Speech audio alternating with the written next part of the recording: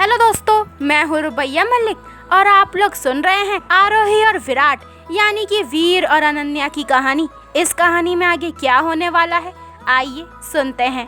Senorita, ये कौन है? अनन्या उससे पूछती है तो विक्की कहता है, अरे वीर की पर्सनल असिस्टेंट है। वीर को बहुत पसंद करती है, देखने में भी बहुत सुंदर है और तुम्हें तो पता है ना कि वीर भी कब तक उसे मना करेगा। एक ना एक दिन वो भी तो उसके जादू में फंस ही जाएगा। मेरी मानो तो तुम भी जाओ। सेनोरिटा नाम सुनकर राजेश जी मन में कहते हैं, ये कब अपॉइंट हुई और वो भी वीर की पर्सनल असिस्टेंट, जिसके बारे में मुझे कुछ भी नहीं पता। वीर सभी से कहता है, अच्छा चलिए, अब अनन्या तो जा नहीं रही है तो मैं अकेला ही चला जाता हूँ। वहाँ सेनोरिटा भी मेरा इंतजार कर रही होगी। ओके डैड, चलता हूँ मैं। अनन्या मुंह बनाते हुए कहती है, इस सेनोरिटा की तो ऐसी की तैसी, मैं उसके बाल नोच लूंगी। उसकी इस बात से सभी मुंह दबाकर हंसने लगते हैं। तभी विक्की कहता है, पर उसके लिए तो तुम्हें वीर के साथ जाना होगा ना। एक पल को अनन्या चुप हो गई, फिर अगले ही पल उसे सेनोरिटा की याद आई और उसने रेहान की तरफ देखा तो रेहान ने अपनी पलकें झुकाकर हाँ में अपनी गर्दन हिला दी। फिर अनन्या ने कहा, हाँ तो मैं भी जा रही हूँ वीर के साथ। उसके इतना बोलते ही सभी के चेहरे पर खुशी के भाव आ गए। अनन्या सबके गले मिली तो सबने उसे अपना ध्यान रखने को कहा और जल्दी ही उसके पास आने को बोला। अनन्या नेहा के पास आई और उसके गले लगते हुए बोली, भाभी अपना ख्याल रखना, क्योंकि अगर आप अपना ख्याल रखोगी तभी तो सबका ख्याल रख पाओगी ना। किसी को भी रोने मत देना। मुझे पता है कि सभी रोएंगे, पर किसी की भी आंखों में आंसू मत आने देना। और भाई का ध्यान रखना, अगर वो टूट जाएंगे तो आपको उन्हें संभालना भी तो है ना। फिर उनके कान में धीरे से कहती है, और हाँ, मुझे जल्दी से बुआ बनाना। उसकी बात सुनकर नेहा शर्मा गई और उसके गाल पर हाथ फेरते हुए कहती है, मैं सबका ध्यान रखूंगी और तुम अपना ध्यान रखना। और हाँ, तब तक उस सेनोरिटा को भी मत छोड़ना। अनन्या ने अपने आंसू पोंछे और बोली, बिल्कुल भाभी, उस चुड़ैल जादूगरनी को मैं नहीं छोड़ूंगी। ऐसा सबक सिखाऊंगी ना, दूसरी बार फिर कभी भी किसी लड़के को आंख उठाकर नहीं देखेगी। नेहा उससे कहती है, बिल्कुल ठीक, मत छोड़ना उसे। अनन्या मिताली के गले लगते हुए कहती है, मिताली उसकी बात काटते हुए कहती है, आश्रम और झुग्गी वाले बच्चों से मैं हमेशा मिलूंगी और उन्हें उनकी जरूरत की चीजें दिया करूंगी, पर जब तक तू ठीक होकर वापस नहीं आ जाती तब तक। उसके बाद तू खुद संभालेगी, समझी? अनन्या अपनी आई विंग करते हुए कहती है, हाँ तू ठीक कह रही है, समझदार हो गई है तू, मेरी संगति का असर हो गया है तुझे। फिर विक्की से कहती है, आप सबका ध्यान रखना, मिताली का, हमारे पेरेंट्स का और डैड और वीर का भी। और हाँ, उस चुड़ैल को मत बताना कि मैं भी वहाँ आ रही हूँ। विक्की मुस्कुरा देता है। फिर अनन्या सबकी तरफ देखकर एक मुस्कान देते हुए वीर के साथ चल देती है। अपना लगेज जमा करवा कर वीर और अनन्या दोनों ही वेटिंग एरिया में बैठे हुए इंतजार करने लगे। उनके जाने के बाद राजेश जी ने विक्की से पूछा, ये सेनोरिटा कौन है और उसने ऑफिस कब ज्वाइन किया? विक्की ने लापरवाही से कहा, अभी अभी हुई है, अनन्या के लिए। सभी एक साथ बोले, मतलब? विक्की कहता है, मतलब ये कि सेनोरिटा कोई भी नहीं है, वो तो वीर ने अनन्या का ध्यान डाइवर्ट करने के लिए ही सेनोरिटा को अपॉइंट किया है।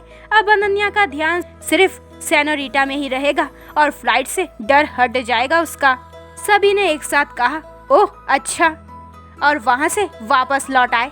वहीं वेटिंग एरिया में अनन्या वीर के साथ बैठी हुई सेनोरिटा से बदला लेने के बारे में ही सोच रही थी। उसके बगल में दो लड़के बैठे आपस में अपनी लव स्टोरी की बातें कर रहे थे। उनमें से एक लड़का कहता है, यार मैं तो अभी तक अपने दिल की बात भी नहीं बता पाया उसे। दूसरा लड़का उसे हिम्मत देते हुए कहता है, डोंट वरी, जाकर सीधा सीधा बोल देना। यार ऐसे कैसे बोल दूं, मुझे तो डर लगता है कहीं मार ही ना दे।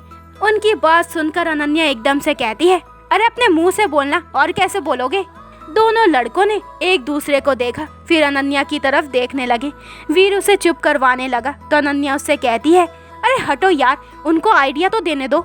फिर उन दोनों से कहती है, देखो मेरी बात ध्यान से सुनो। वो दोनों उसकी बात ध्यान से सुनने लगे। फिर अनन्या उन दोनों की तरफ देखकर कहती है, देखो जिंदगी में कभी टेंशन मत लेना, बिंदास होकर कहना, मैं तुम पर नहीं तुम्हारी अदाओं पर मरता हूँ। मुझे भूलने की बीमारी है, पर इलाज करवाने से डरता हूँ, समझे? अनन्या ने बोलकर उन दोनों की तरफ देखा। वहाँ पर बैठा हर एक इंसान जोर से ठहाका मारकर हंसने लगे। तभी उस लड़के ने कहा, क्या दी, आप तो मेरी स्टोरी शुरू करने से पहले ही खत्म करवाने पर तुले हो। अनन्या कहती है, ये लो, मैं तो तुम्हें आइडिया दे रही हूँ कि अभी तुम्ही ने तो कहा कि डर लग रहा है कि कहीं वो थप्पड़ ना मार दे, इसलिए अगर ऐसी नौबत आती है तो यही तरीका अपना लेना, सिंपल। तभी एक अंकल ने कहा, क्या बात है बेटा, मजा आ गया। अनन्या खुश होकर कहती है ना, आपको पता है? नहीं, आपको कैसे पता होगा, वो तो मुझे ही पता है ना। चलिए कोई बात नहीं, मैं ही आपको बता देती हूँ, मुझे ना और भी बहुत सारे आते हैं। वो अंकल कहते हैं, अच्छा तो फिर सुनाओ ना हमें, और वैसे भी यहाँ बैठे बैठे भी तो बोर ही हो रहे हैं, कम से कम टाइम पास तो हो जाएगा। अनन्या खुश होकर कहती है, अच्छा सुनना है तो सुनिए। अर्ज किया है कि बाहर आने से पहले खिजा आ गई और फूल खिलने से पहले ही बकरी खा गई। सभी लोग जोर से हंसने लगे। अनन्या कहती है, चलिए एक और सुनाती हूँ। अनन्या सभी का अच्छा टाइम पास कर रही थी। अनन्या को यूं खुलकर हंसता देख वीर के चेहरे पर भी मुस्कुराहट थी। अचानक ही उसे याद आते ही उसकी आंखों में आंसू आ गए।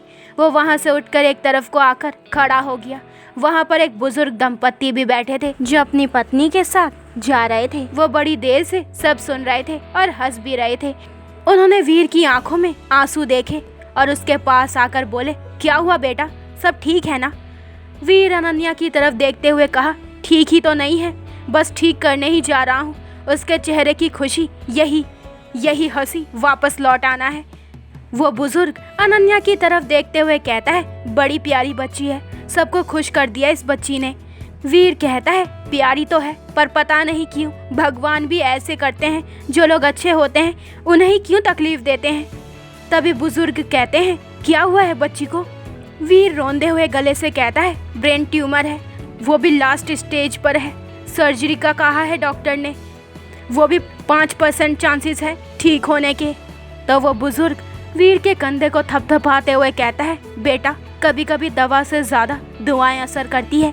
कई बार जो काम दवा नहीं कर पाती वो काम दुआएं कर देती है। तुम चिंता मत करो, वो ठीक होगी, ज़रूर ठीक होगी, बस विश्वास करो उस भगवान पर। वीर फीका सा मुस्कुरा देता है और उनके साथ आकर वापस से अनन्या के पास बैठ गया।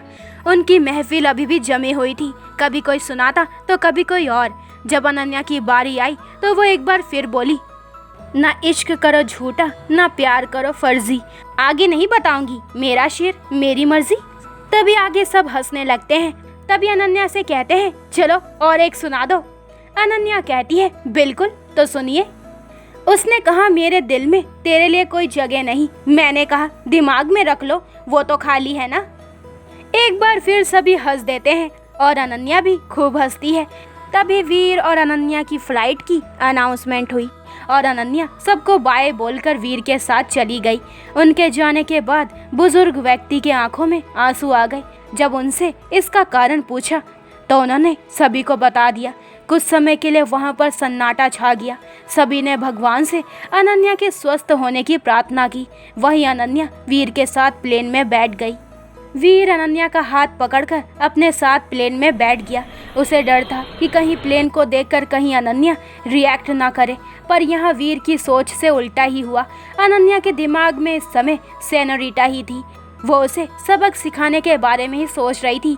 वो कब प्लेन में आई और कब प्लेन ने टेक ऑफ किया उसे ध्यान ही नहीं रहा।